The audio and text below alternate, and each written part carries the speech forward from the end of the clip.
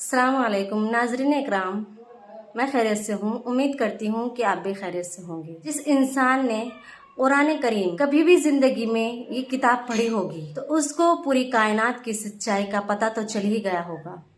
आज का हमारा वीडियो है top 10 scientific miracle of Quran प्रोड रिसेंटली। कुरान ये 10 चमत्कार साइंस ने खुद साबित किए हैं, यानी कि 10 मौजिजे साइंस ने कुरान शरीफ के खुद साबित किए हैं, जो कि 1400 साल पहले कुरान शरीफ में लिख दिए गए थे। अब जा करके साइंस प्रूव कर पा रही है।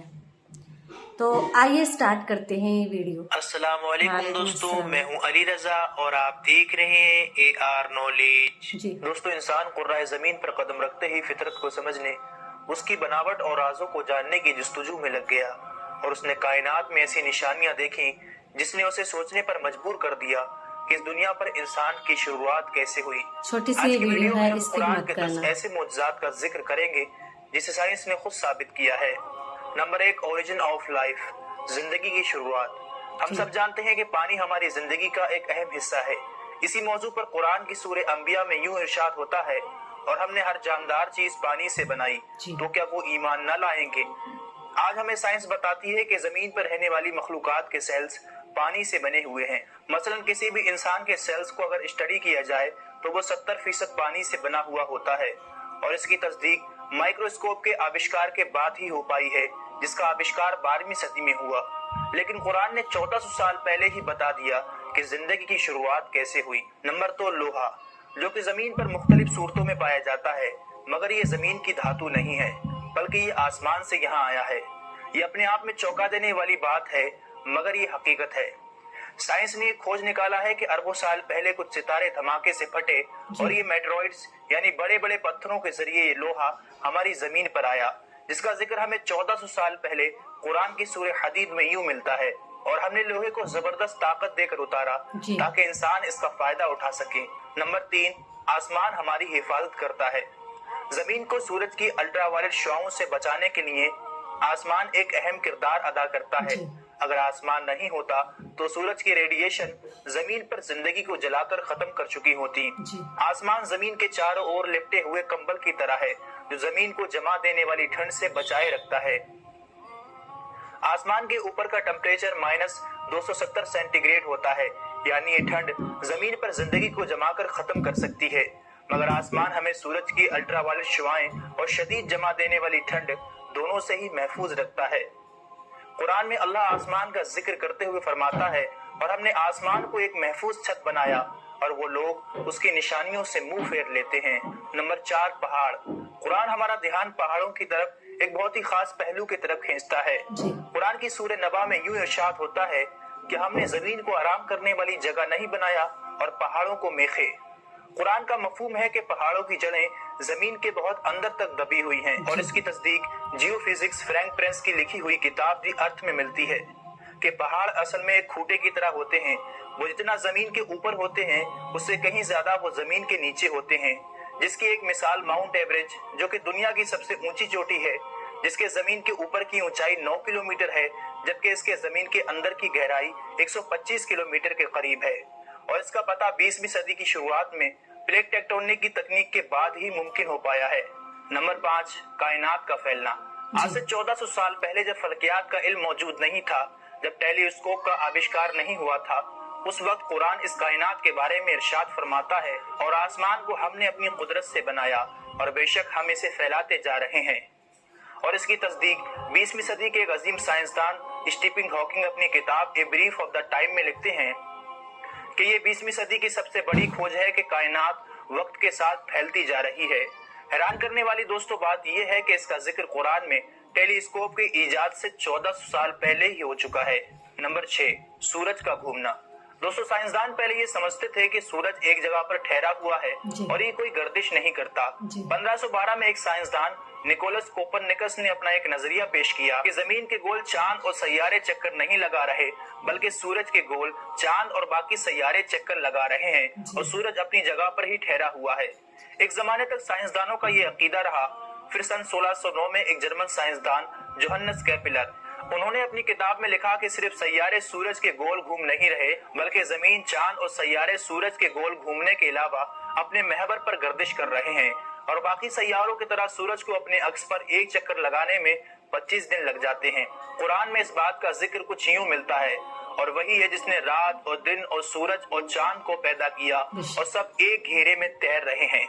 एक जमाने तक दोस्तों फल्कियाती साइंसदानों के मुताबिक कुरान के इस दावे को गलत समझा जा रहा होता, लेकिन आज हम जानते हैं कि कुरान का सूरज की गर्दिश के मुताबिक ये दावा आज की साइंस बिल्कुल सच साबित करती है।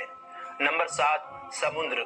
कुरान की सूरह नूर में अल्लाह इरशाद फरमाता है, जैसे किसी गहरे समंदर में अंधेरे हों जिसको ऊपर से एक लहर ने ढांप लिया हो, उस लहर पर एक और लहर हो, फिर उस दूसरी लहर पर बादल हो। अंधेरे ही अंधेरे हैं, एक के ऊपर दूसरा अंधेरा है कि जब कोई अपना हाथ निकाले तो उसे अपना हाथ भी दिखाई देता मालूम ना हो, और जिसके लिए अल्लाह नूर न बनाए उसके लिए कोई नूर नहीं। आमतौर पर दोस्तों ये समझा जाता है कि लहरें समंदर की ऊपरी सतह पर चलती हैं, जबकि साइंस ये तस्दीक कर चुकी है कि लहरें समंदर की ऊपरी सतह पर ही नहीं बल्कि नीचे भी होती हैं। ये लहरें इंसान को आम आंख से दिखाई नहीं दे सकती, बल्कि इनको सिर्फ खास टेक्नोलॉजी के जरिए ही देखा जा सकता है। कुरान में समंदर के ऊपर चलने वाली लहरें और उसके ऊपर बादलों के बारे में जिक्र हुआ है।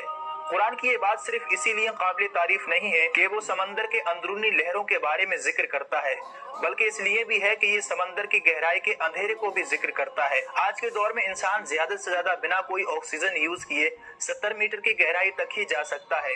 वहाँ पर कुछ रोशनी जरूर मालूम होती है, मगर हम बात करते हैं 1000 मीटर गहराई की तो वहाँ बिल्कुल अंधेरा है। और इसी बात को अल्लाह ने कुरान में जिक्र किया जिसका साइंस को पता आज चला है, मगर कुरान में समंदर के अंदर लहरें और उसके नीचे अंधेरे की बात 1400 साल पहले ही मौजूद है। नंबर 8, झूठ बोलना और हमारी दिमाग की हरकत। दोस्तों हुजूर सल्लल्लाहु अलैहि वसल्लम के दौर में एक आयत को अबू जहल के ऊपर उतारा गया, क्योंकि अबू जहल बार बार झूठ बोला करता था। इसके बारे में अल्लाह सूरह अल अलक में यूं इरशाद फरमाता है, अगर वो बाज न आया तो हम जरूर पेशानी के बाल पकड़कर खींचेंगे, वो पेशानी जो झूठी खताकार है। इस आयत में दोस्तों दिमाग के सामने वाले हिस्से को झूठा और खताकार करार दिया है। ये आयत 2 वजह से बड़ी खास है। पहली ये कि हमारे दिमाग के सामने वाला हिस्सा ही हमारी सोची समझी हरकतों का जिम्मेदार होता है, जिसे फ्रंटल लोब के नाम से जाना जाता है। दूसरा ये कि फ्रंटल लोब ही दिमाग के झूठ बोलने वाले काम को कंट्रोल करता है। आज के दौर में की गई कई रिसर्चों से ये साबित हो चुका है कि दिमाग के आगे वाला हिस्सा ही हमारी हरकतों और झूठ बोलने का जिम्मेदार होता है, और इंसानी दिमाग का ये फंक्शन 20वीं सदी में साइंस के एडवांस होने पर ही हमें मालूम हुए हैं, जबकि कुरान इस तरफ इशारे कब का कर चुका है। नंबर 9, इंसान को दर्द का महसूस होना। दोस्तों काफी लंबे अरसे तक लोग यही समझते रहे हैं कि दर्द को महसूस करने वाले सेल्स हमारे दिमाग में होते हैं। हालांकि बाद में ये तहकीक से पता चला कि दर्द को महसूस करने वाले पिन रिसेप्टर सेल्स हमारी खाल में ही होते हैं, और इनके बिना हम दर्द को महसूस नहीं कर सकते। इसका जिक्र कुरान की सूरह निसा में कुछ यूं होता है, बेशक वो लोग जिन्होंने हमारी आयतों से इनकार किया हम उन्हें आग में झुलसाएंगे, और जब उनकी खाल जल जाएगी तो हम उन्हें उसके बदले दूसरी खाल देंगे ताकि वो दर्द को लगातार महसूस कर सकें। बेशक अल्लाह जबरदस्त हिकमत वाला है। दोस्तों कुरान में इसका जिक्र 1400 साल पहले मिलता है कि दर्द को महसूस करने वाले सेल्स हमारी खाल में ही होते हैं, ना कि दिमाग में। इसकी खोज अब आकर 20वीं सदी में हुई है। Number 10, the big bang. हमारी दुनिया कैसे वजूद में आई। दोस्तों 80 से 90 साल पहले दुनिया का सबसे बड़ा और अहम सवाल ये था कि ये दुनिया कैसे वजूद में आई। फिर अचानक 1931 में एक साइंसदान जॉर्ज लेमेत्रे ने कहा कि ये यूनिवर्स पहले एक सिंगल पॉइंट यानी इब्तिदाई गोला था, फिर एक बड़ा धमाका हुआ जिसकी वजह से ये चांद, सूरज, सितारे और हमारी ये दुनिया और सारी कहकशाएं वजूद में आई, जिसे साइंस की जबान में कहा गया द बिग बैंग यानी बड़ा धमाका। साइंस ने ये तहकीक तकरीबन 50 साल पहले की कि किस तरह ये कायनात वजूद में आई, मगर कुरान में इसका जिक्र हमें 1400 साल पहले मिलता है। क्या इनकार करने वाले ये नहीं जानते कि ये जमीन और आसमान मिले हुए थे और हमने इन्हें जुदा किया, और इस तहकीक को साइंस की एक बड़ी खोज माना जाता है। याद रहे दोस्तों, कुरान कोई साइंस की किताब नहीं बल्कि ये निशानियों की किताब है जो हमें इस कायनात में गौर व फिक्र करने की दावत देती है, और तुम अपने रब की कौन कौन सी निशानियों को जुटलाओगे। दोस्तों अगर आपको ये वीडियो पसंद आया हो तो इसे लाइक और ज्यादा से ज्यादा अपने तमाम दोस्तों को शेयर जरूर कीजिएगा, और अच्छी वीडियोस के लिए हमारे चैनल को भी सब्सक्राइब जरूर कीजिएगा। हमारी अगली वीडियोस आने तक अपना और अपनों का बहुत ख्याल रखिएगा। जब तक के लिए अल्लाह हाफिज।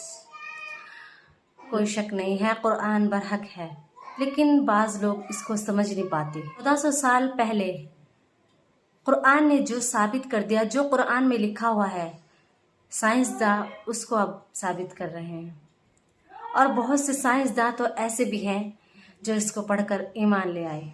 तो कुछ तो बात होगी इस कुरान शरीफ के अंदर। तो आपसे ही गुजारिश करूँगी कि ये वीडियो आपको कहाँ तक सही लगा, कमेंट में ज़रूर बताना। वीडियो अगर अच्छी लगी हो तो लाइक और सब्सक्राइब करना मत भूलना। नेक्स्ट वीडियो में अल्लाह हाफिज़।